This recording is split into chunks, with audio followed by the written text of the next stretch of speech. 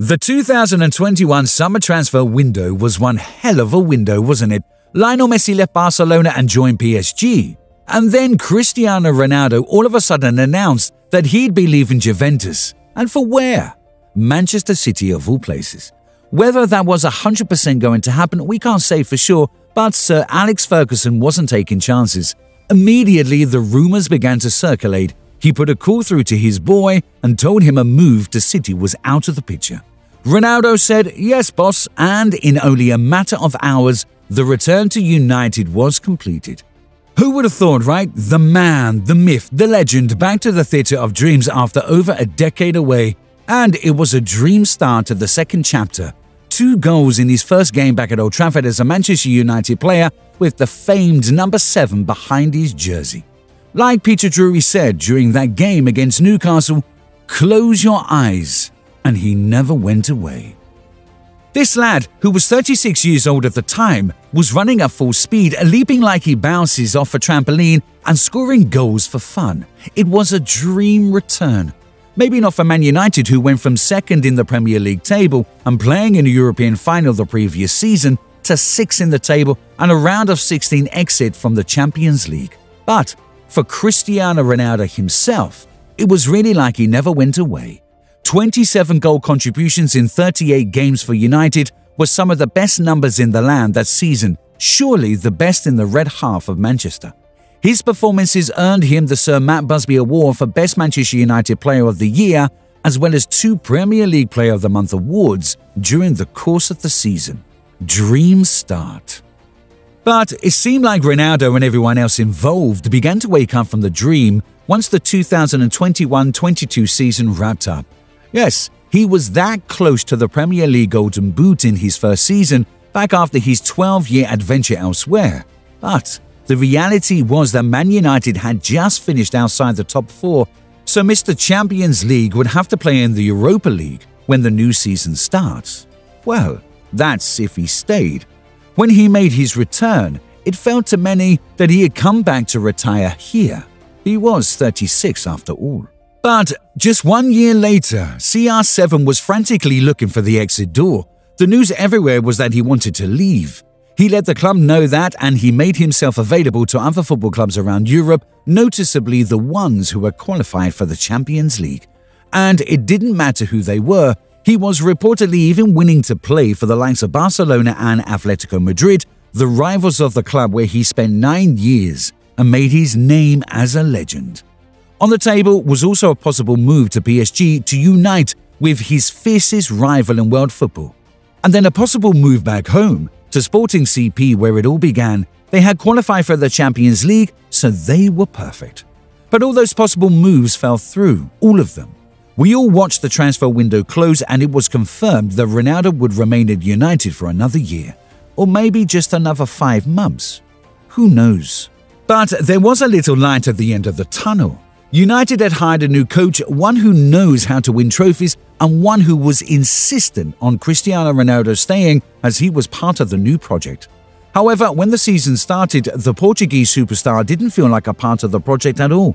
Okay, to be fair, maybe at the beginning he did, but when the ship started sinking with United losing their opening 2 games of the season, Ronaldo seemed like the first person Ten Hag threw off the boat.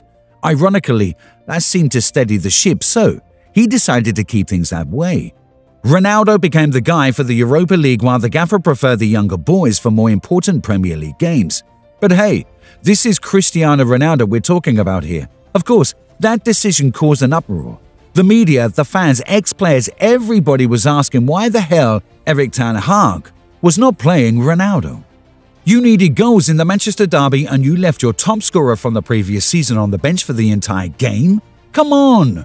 Ronaldo was literally feeding on scraps at this point. His first goal of the Premier League season came in the game against Everton, and he wasn't first choice at all. It was an early injury to Martial that forced the coach to bring him in.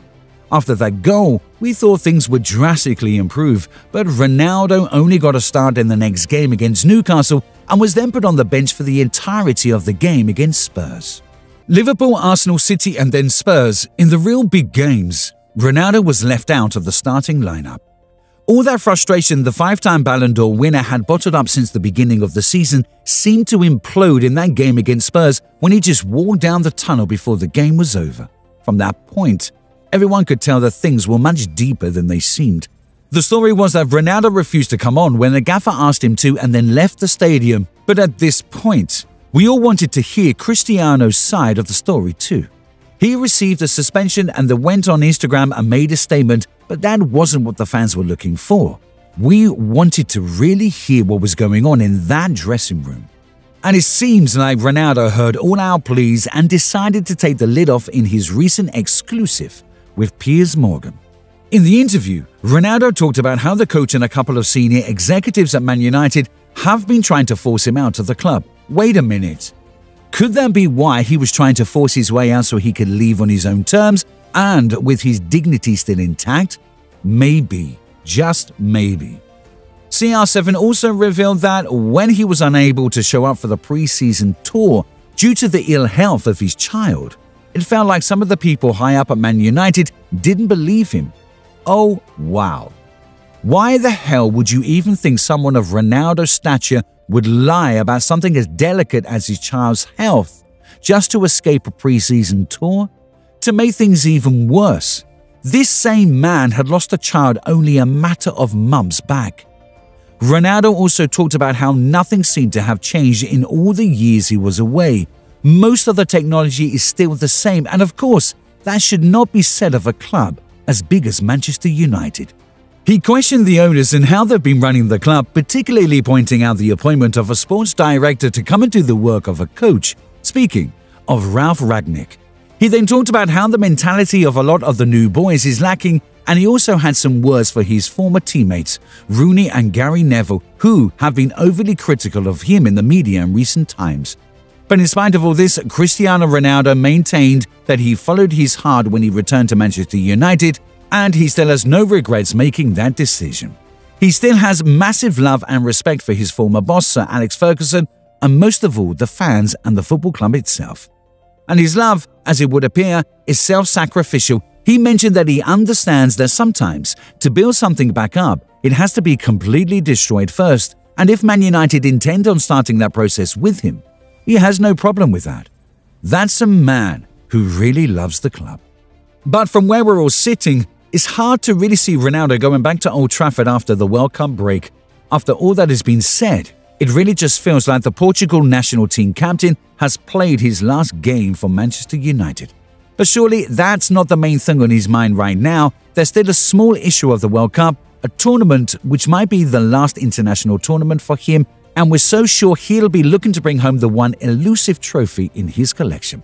And all we say here is down Cristiano at your own peril. So many times in his career, when it seems like he has hit his lowest points, he rises like a phoenix from the ashes.